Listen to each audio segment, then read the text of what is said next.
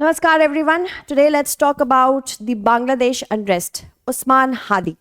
Osman Hadi, who was a student leader at the age of 32, was assassinated last in a couple of last few days, and he has eventually succumbed to his injuries in Singapore.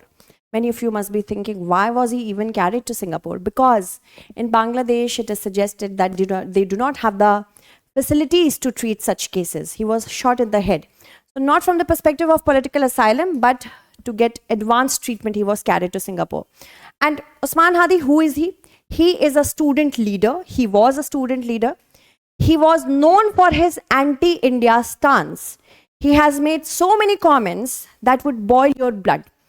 Even for that matter, India was charged that India is behind the assassination of Osman Hadi, which has pretty upset India. And that is correct. We are disappointed, upset, and not happy with the current situation. We do not want a destabilized Bangladesh. Look at Pakistan. We are not happy with the Pakistani situation right now. Why would we want to destabilize Bangladesh? This is completely absurd and something that needs to be condemned. Now, what has happened? Let's talk about that. Osman Hadi, he was a very prominent radical leader. He was anti-India. He believed that India is actually an enemy civilization. He wanted a pan-Islamic unity against it. He said that Kashmir issue is actually a jihadist issue and it is not an issue of territorial dispute. So he, with these many comments, made very well sure that everybody must know that he is anti-India. He was actually shot dead just after the announcement of the elections. And Muhammad Yunus, who is heading the interim government right now, he's saying that it is needed, that we are cautious right now because this assassination wants to derail the democratic electoral process. So Osman Hadi, if we have to put his name, Osman Hadi, his death has caused violent protests and anti-India protests because charges are against India. The Indian mission has been actually attacked in Bangladesh. This is another big fault line in the relationship between India and Bangladesh. Pretty upsetting to us. Osman Hadi was shot in the head actually. He was assassinated and later on he was carried to Singapore. He was assassinated in Bangladesh, carried to Singapore for advanced treatment, and finally he has died. And he was 32 years of age. He was a senior leader in the Inqilab Manch, which was a student union. So he was a student leader. He is prominently known for his role in the ouster of Sheikh Hasina, the former Prime Minister of Bangladesh. Student leader and an important leader of the Inqilab Manch. He was planning to contest the elections, the upcoming elections in Bangladesh as an independent candidate, and that is why Muhammad Yunus is saying that maybe this has been done to derail the election process, and it is now under suspicion that even Bangladesh is going to have an election or not. So this is pretty upsetting to us. What has happened? Violent protests are happening. Stone pelting, sit-in protest. Many media houses have been attacked. The Chaya Knot, which is the cultural organization, has been attacked. And India has conveyed this message to Bangladesh envoy that we are not happy with how this issue is being treated. Now, Muhammad Yunus is asking for everyone to be safe, quiet, and experience caution. But we can see that we are losing Bangladesh just as we lost Pakistan. It is becoming a radicalized nation through and through right now. So government response has been, the chief advisor Muhammad Yunus condemned the violence and promised justice. A day of national mourning has been declared, flags at half-mast. India's Minister of External Affairs has summoned Bangladesh's High Commissioner to express concern that we are also not safe. India also flagged threats from extremist groups that are targeting Indian diplomatic missions. Right now, it's all chaotic.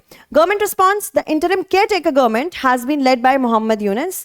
He has condemned the killing, and so do we. We are not in favor of violence at all. Apart from that, if we talk about Yunus, he termed it as a premeditated attack, which wants to derail the election.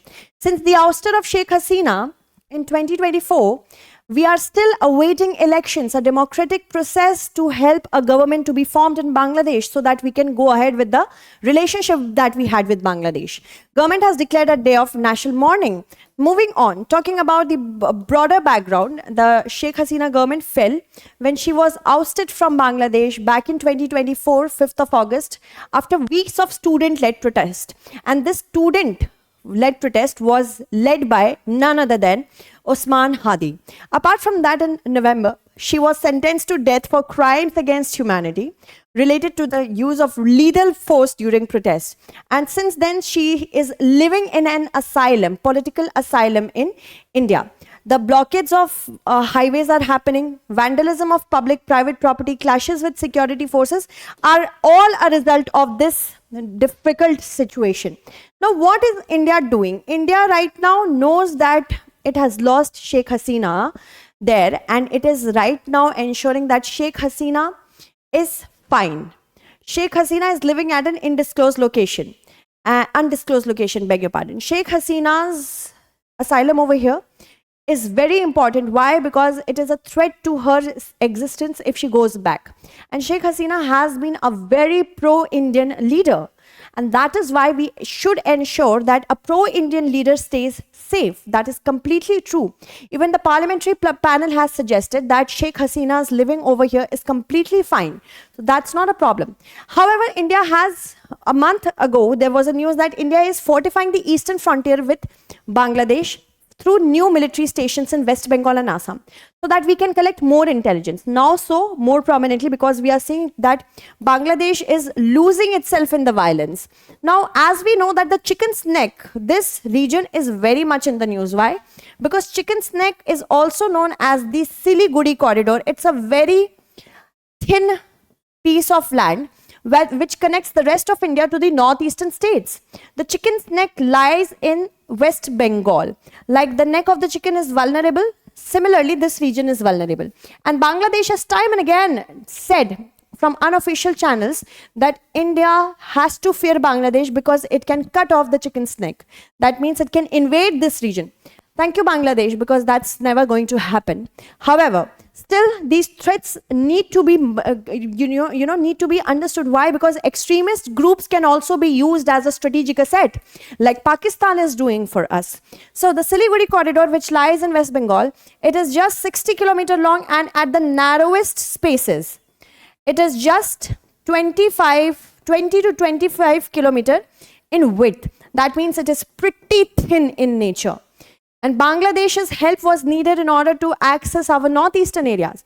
Now, the CM of Assam has made it clear that if Bangladesh is going to talk about our chicken's neck, we are going to talk about Bangladesh's two chicken's neck, which we can cut off. And that is completely true. We can do that as well.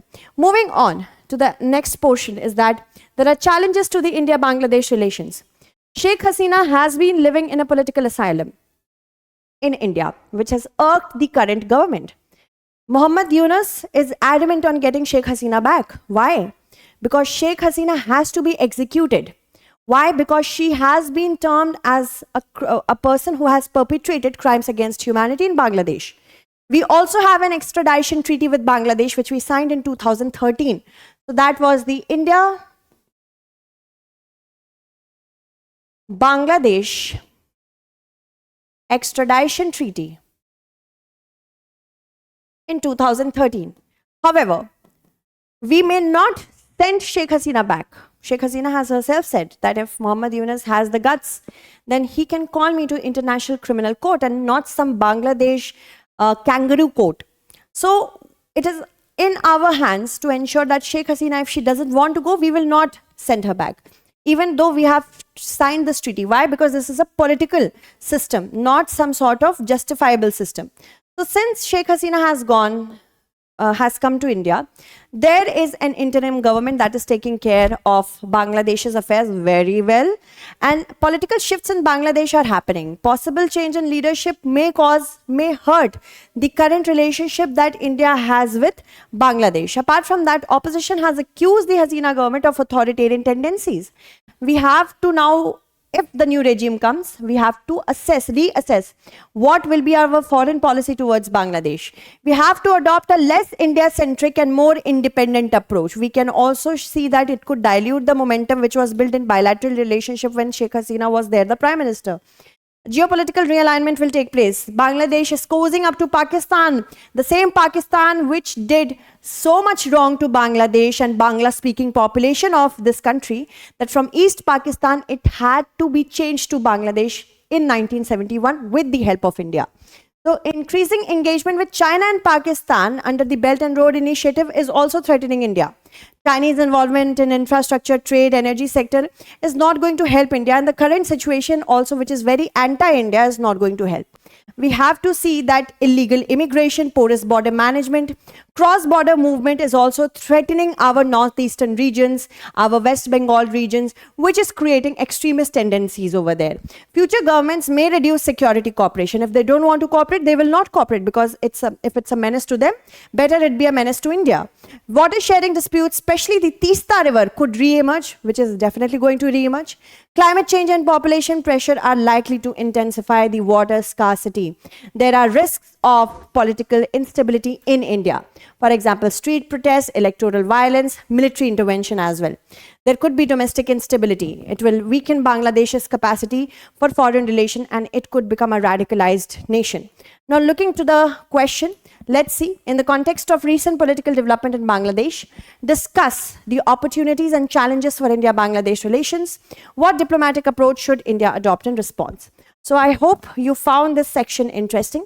Thank you so much everyone for watching. Bye-bye and take care.